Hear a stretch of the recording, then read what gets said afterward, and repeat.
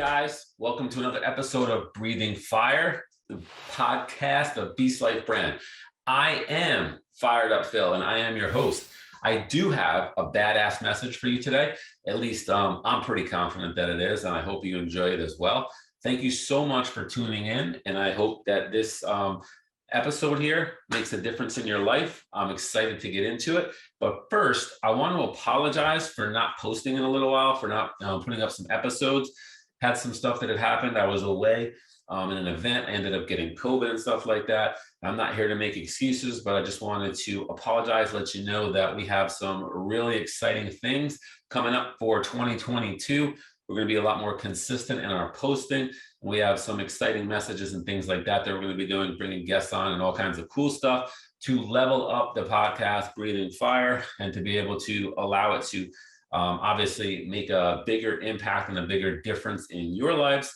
And so we're excited for what we have coming. So stay tuned. Thank you so much for, being a subscriber, tuning in, and, hopefully sharing the podcast. We greatly appreciate that. We're obviously, doing what we can do to share the love of God and reach people and be able to make an impact in a positive manner on everybody who's listening. So thank you so much for your support. So now let's get into this meeting or this message, I should say, that I have today. This is something that I am excited about for you because it's something that I think we all need a reminder of, including myself. So I'm just going to spit it out. It's going to be pretty impactful in my opinion. And I think that once you understand, you're going to say, okay, this is cool. Maybe I should take a minute of my, day to kind of clarify, what it is that, who I am. And that's what we're going to get into here. So obviously, all of us, if you're a believer, if you're a believer, you know that Jesus is hopefully your best friend. He's my best friend. Hopefully, he's also the one that you come to for wisdom and for advice and stuff, and to learn from. And so if you're not, I won't skip that. If you're not a believer, if you're of the faith and you're just tuning in, well, hopefully this message can help you out and give you some wisdom and give you some clarity and things on who Jesus was and how he taught. So with that, I will get into it. So Jesus knew who he was, right? And if that's the case, so should we, right? If he knew who he was, so should we. And he didn't have an identity crisis, but I feel like there's a lot of us that do have an identity crisis. I know that I've had identity crises in multiple, periods or seasons of my life. So Jesus didn't have that problem. He knew he was. He was the great I am, he said. And there are actually 7 I am statements that come from the Bible that Jesus said who he was. Let's go over them for a minute, and then I'm going to get into how important it is for us to understand, who we are and to properly identify that, because that makes and plays a huge impact in whether or not we're going to have the ability to live powerful, have success, reach the potential to be the king and queen that God created us to be, and fulfill the purpose as the champion that we're also called to live as. So Jesus said 7 I am statements. One of them, the first one will start, he said in John that I am the bread of life. And bread is like, especially back then, it was a necessity to live. Like it's food. You need food to live. So Jesus believed that he was the necessity to life. Okay. That he was the necessity to life. So that's what Jesus believed. And he knew his identity, his statement right there was, I am the bread of life. Jesus also made the statement, I am the light of the world. Okay. And a light is a guide. It allows you to see. It gives you vision. It gives you clarity. So Jesus also believed that he provided clarity and that he was the light. He was a guide. He gave us insight and sight. Okay. The other statement he made, he said, I am the door. I am the door. So Jesus, what is a door? A door allows you to enter, right? It allows you to enter into something. So Jesus believed that he was the way to enter into heaven. He was the way to enter into the things of God. He also said, I am the resurrection and the life. Okay. Now, so what does that mean? Well, that means that, obviously for us as believers, that death is not the final place for those in Christ. We don't believe, we're not scared to die as believers. If Jesus is the resurrection and the life, and there's plenty of other scriptures to talk about, dying and stuff, but we're not scared of death. Death is just a graduation. It's like a comma. It's like, that's not the final spot. That's not the final resting place for us. We're moving on. We're graduating to bigger and better things. Okay. And when you look at life that way and you have that belief, it's so empowering, because like, you're not sitting there getting all scared. And of course, the unknown. And of course, there's things with obviously, dying that are nervous, makes people nervous and are scary.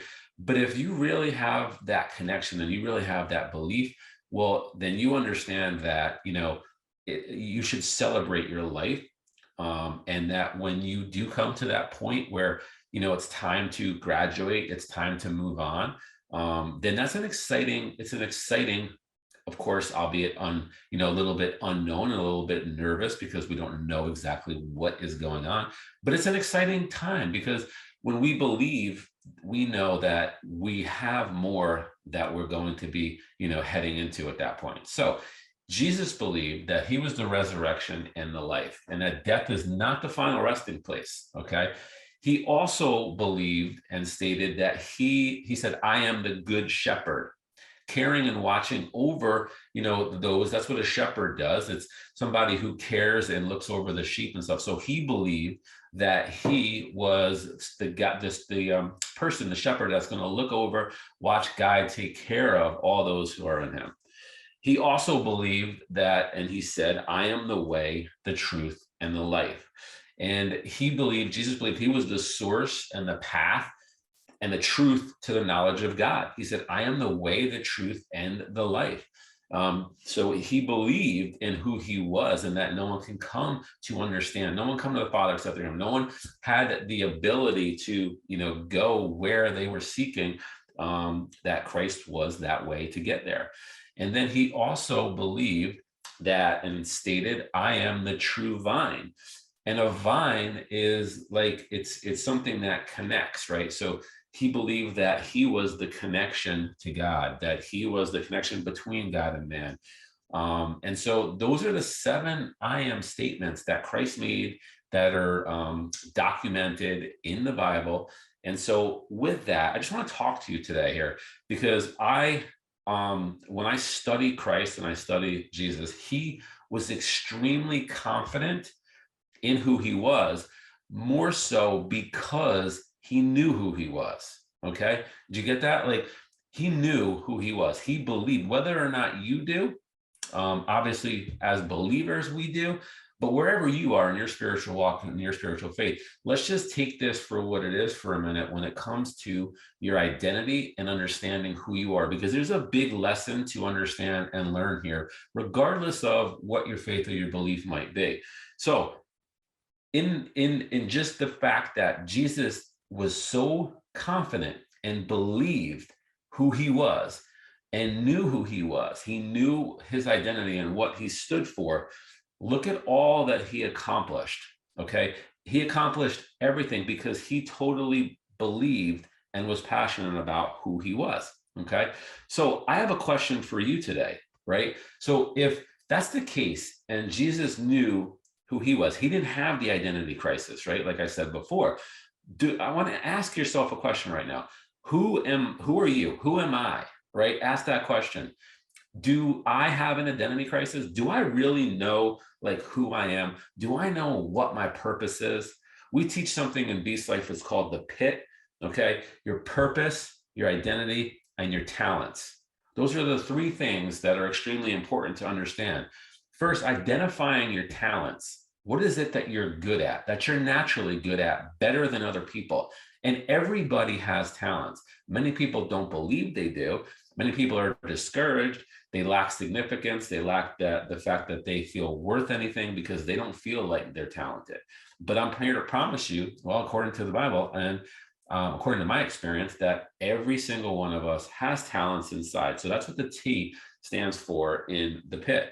You got to find your talents. You have to identify them. You have to uncover them. And the promise is that you have them inside. But sometimes they're just not as easy to find as they are for other people. Like if you said, hey, what is Michael Jordan or LeBron James, or, what are their talents, right? Well, that was easy for them to find out. They picked up a basketball one day, they started playing with their friends, and they said, shit, we're way better than naturally than all the rest of these people that we're playing with, right? Like we're naturally good at this game. Then they went to high school, and they went in and they got in, obviously the high school, team, and they were like, yo, we're good. We're better than most of these people. And then they went to college, right? Then they get into the NBA. That's an easy, path for somebody, to a large degree. It's easy to know, like when you have that type of a talent, when it becomes like an athletic ability, or maybe you can sing, right? You pick up a mic one day, and you're like, oh, let me try singing. Or you're singing in a car, or your friends by, and you're like, wow, they're like, you got a really good voice, right? So, and then you sing on a mic, you do some karaoke or whatever, and you're like, you know what, I do have a pretty good voice. Let me try to roll with this and see where this talent can take me. So those are talents that are more easily identifiable. Okay. Now there are other talents, lots of other talents, a whole bunch of other talents that are not as recognizable, especially if you don't know what you're looking for. I'll give you a quick example. When I was a kid, I used to get made fun of a lot. And I used to get made fun of a lot because I used to have this like crazy zoning stare. I would actually have my mouth open. I don't know, I might have even been drooling or something, right? But I would be in the middle of class, and I would just be like staring, like in a zone, like I said, with my mouth open, possibly even drooling. And my teacher would be like, yo, Phil, yo, Phil. And they would have to like almost like yell to get my attention. And I'd be like, oh my God, right? I would come back to like reality, from like this to like, oh my God. So at first, it took me a long time to realize that that was actually a clue into my talent, into what I was good at. And so what happened was, my friends used to make fun of me. It used to happen to me all the time on the bus when we were just chilling, like whatever. And then later on in life, God showed me, and I realized that that was because I was just a deeper thinker. I just, and I still do it to this day, but I'm more aware, so I don't look as dumb. I don't sit there with my mouth or whatever, but I still go into deep thought all the time. And God revealed to me that that was one of my gifts, one of my talents. Like, you're a deeper thinker. You have the gift of discernment. You are somebody who isn't satisfied with just knowing something. You want to go deeper, understand why, and you want to understand the reasoning behind things. And so that became something that was given to me as a talent that I was able to recognize. And it's not something that necessarily is easy for someone. So my point of the story is that there are things right now inside you, great things that God gifted you with, that you are talented at, meaning that you naturally can do that better than other people. And it's your job to find that. It is your responsibility to find that. Okay, it's not anybody else's responsibility. It is your responsibility, because God gave you that talent. And it is up to us to uncover that talent and then obviously utilize it to serve others. And we do that, we glorify God in the process. We need to use our talents, right? Imagine Jordan never played basketball. Like, come on. That would be so what's the word I'm looking for? That would be so, that would be so sorrowful. Like, why would you not utilize your gift, right? It would be disastrous. It would be disgrace that was never discovered.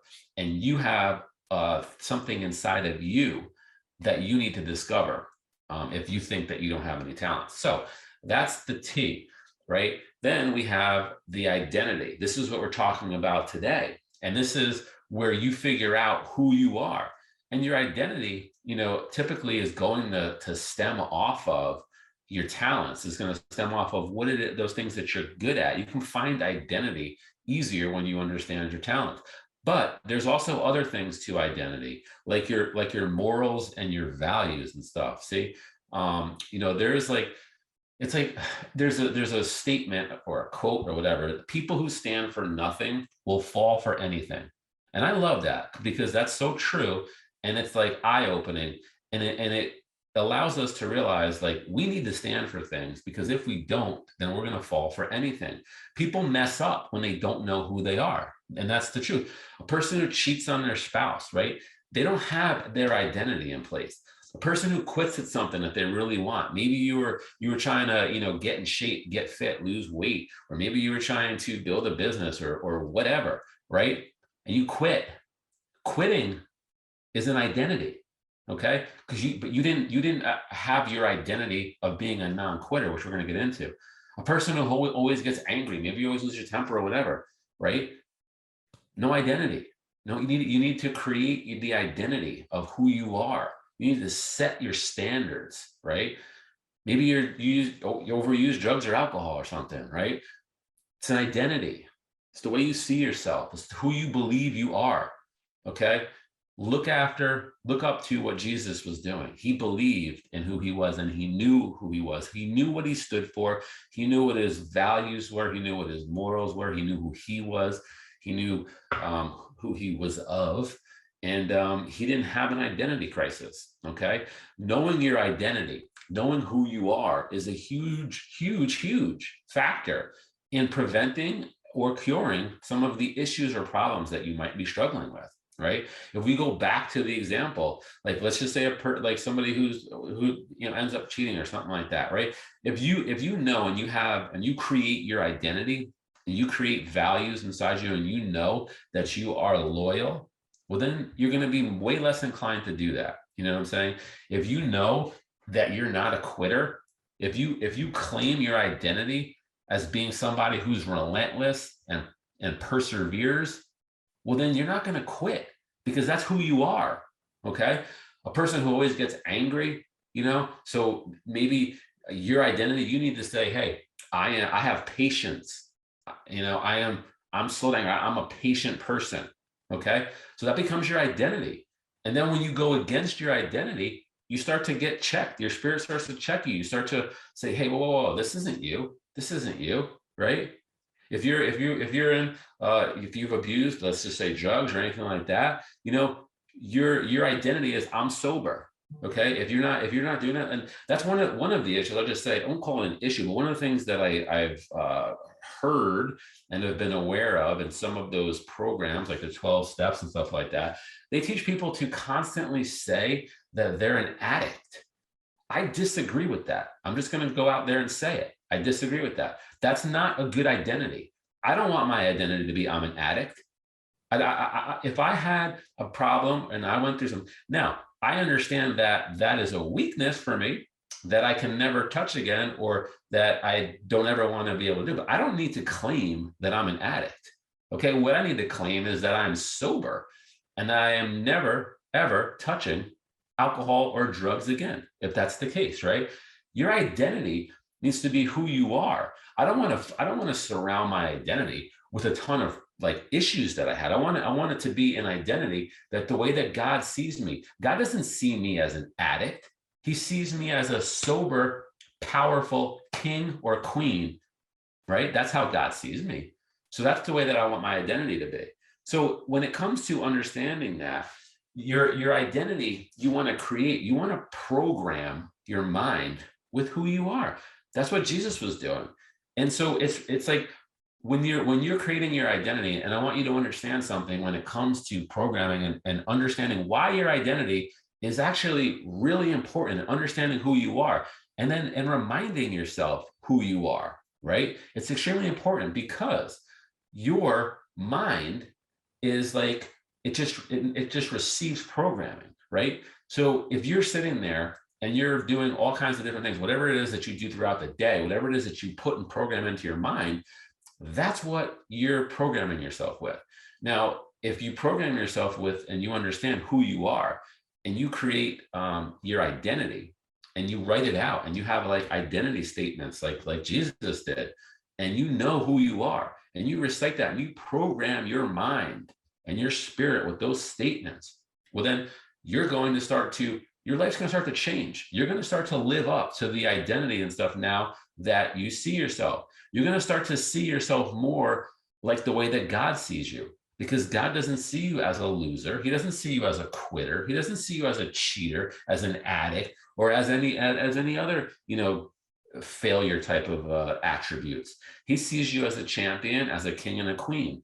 And it's about time that we all know who we are in him and that we start acting like it by understanding our identity. Okay. So you uncover your talents, you create your identity, and you understand your identity. And guess what that does for you? And hold on, but before I get to the P in PIT, let me just give you something that might help you when it comes to creating your identity and being able to, create some of those statements or even making an identity statement. So what you can do is make a list of your strengths and make a list of things that you want to work on. Okay. That will help you because your strengths, now you know these things that you're good at, you're identifying your talents, like I said before. What am I good at? So you can start to incorporate those into your identity, so when you realize, say, hey, I am, like I'll use my example, I am a, deeper thinker. I am a discerner, right, of truth, and a discerner. So you can start to incorporate those things into your identity, and it will push you to keep, doing those things. When you make the list of the things that you might be struggling with, or you might feel that you're weaker on, it's going to help you, take the opposite of that. And now you're going to start programming yourself to overcome those things, like we talked about before. All those somebody who shakes or quits, or a person who gets angry, like you're going to start doing the opposite, like I said. So when you make a list of those weaknesses, it helps you to take the reverse, and now you start to speak that over your life. Okay, and that becomes your identity, and your life will start to change. Absolutely. And now let's get to the P. So the P stands for purpose. And in the pit, you got to go through the pit, right? You got to uncover your talents. You got to create your identity. And what you're going to have to do now is find purpose, right? So you got to take all that, you got to put it together, and you got to find purpose in life. You got to find what it is that you feel gives you significance, what it is that you were called to do, the things that God put you on this earth to do, the things that your talents, right, can serve. So like if in the example for it, Michael Jordan or LeBron James said, forget basketball, I don't want to play basketball. We're going to go and, be, I don't know, something way off top, be dancers or whatever. Like, I don't know. Maybe they want to be singers, like I said too, right? They don't have the talent to sing. Their voice sucks. They can't sing, right? But they wanted to sing. They didn't want to play basketball. They just said, hey, let's just go try singing, and let's just go try this. Like, no, that would be horrible. That would be disgraceful. Their talents are, what it is that gives them purpose. And the good news is that God created us and wired us so that the talents that he gifted us with is also what brings us fulfillment, and what brings us significance, and what helps us have happiness and joy. So if you actually, I'll use the example of athletes. So a lot of athletes, when they retire, go through a really tough time. Some get really depressed, get on drugs, meds. Some commit suicide because they are so happy utilizing their talents and having, that the competition, just everything that's involved in the sports, and being able to use the talents and the gifts that God gave them, that when that gets taken away from them, they go into a depression. Okay. And that's something that, they need to be helped through and stuff. But the point I'm trying to make here is that when you uncover your talents, okay, and you start to use them, then it's going to make you happy. It's going to make you feel good, significant. It's going to give you joy. If you're a music artist, and you love creating music, you love the creative process, you love the final product, building that song, right? That gives you so much joy. It gives you so much fulfillment. Okay. You love and you enjoy doing it because you're talented at it. Okay. Now you go give that to somebody else who sucks at making music, who couldn't, feel a beat for the life of them, who can't sing for shit, who you go tell them they got to go make a song. They're not going to be nearly as happy or fulfilled. Actually, they're probably going to hate it. Go throw someone on a basketball court or a football field who is unathletic.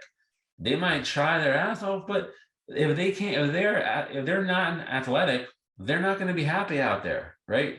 They're not going to be happy out there. So the point is, when we find our talents, right, and we uncover them, and then we create our identity and we start shaping who we are and our morals and our values, that ties into our purpose. Okay. So when you go through the pit, you uncover your talents, you create your identity, you find out who you are, and you create, and it starts to give you and uncover your purpose in life. And that, in my opinion, is so important. It's what life is about. There's lots of things that I do. I leave money on the table to be able to utilize my talents and to be able to do the things that I feel is my purpose. And I've created my identity, and that to me is okay, because it brings me more fulfillment. It brings me, joy, it brings me happiness. Now, I'm not saying that we don't make any money doing obviously things, of course, but I'm okay with leaving money on the table in order to fulfill the utilization of my talents and to be able to do the things that I believe that God is calling and leading me to do. And so with that, I just encourage and implore you today to find your talents, okay? Find your talents, uncover your talents, and then start to, and if you don't, let's just stick with identity, because that's actually what the message was today. But I encourage you to work on your talents, uncovering them. You can do that in the process, but there's nothing stopping you today. There's nothing stopping you right now from creating your identity. You can always create your identity. And that starts with understanding who you are. And if you're a believer, understanding in who you are, right? And you can start to shape your morals, your values. Take a look at yourself and say, hey, what is it? Like I said, your strengths and your weaknesses. What is it that I want to change about myself? What do I think sucks about myself? Am I lazy? Am I a lazy ass? Like, what do I need to change about myself? So moving forward, I can kick more ass, right? If I'm lazy, and you know that you have a habit of being lazy, of waking up late, of not, putting in the effort and the energy and everything that it takes to be successful and do some of the things that you want to do. Well, you need to change that, and you need to create that new identity and overcome that. So you're not lazy, right? So what you're going to do is you're going to say, I'm relentless. I am, a champion. You're gonna create these things to program your mind and shape your identity to overcome, those weaknesses, so you can start making a change in your life. And if that sounds stupid to you, then keep living like a loser. But the truth is that if you do this and you understand how important uncovering your identity is and understanding all of that, because it keeps you grounded, it keeps you focused, and it keeps you moving forward towards who you are. Right. And then once you bring your purpose into it and you tie that into it, now you're a ball of fire moving forward passionately with purpose, and your identity. So today I'm going to sign off right there. I'm just going to leave you with that thought. I'm going to leave you with the fact that, it's time to take a self-evaluation quick and figure out if you really have your identity pinpointed, or if you need to do some work and just create some, affirmations about your identity, some identity statements like Christ, and work on overcoming some of your weaknesses and basically enhancing your strengths so that you can go have a awesome, fire-filled, kick-ass, future and year. So thank you so much for listening. I hope you found some value in this. If you did, please do me a favor and share the podcast. Tell somebody about it. That would be awesome. Like I said, we have some exciting things planned. We are looking forward to what we have coming up. And I look forward to sharing more with you and getting to know you better, networking more. And I hope you guys have a rest of your day. I hope that it is fantastic. And I'm going to sign off, and I'm just going to say on that note, peace out. God bless from Breathing Fire and BeastLIFE brand. Take care.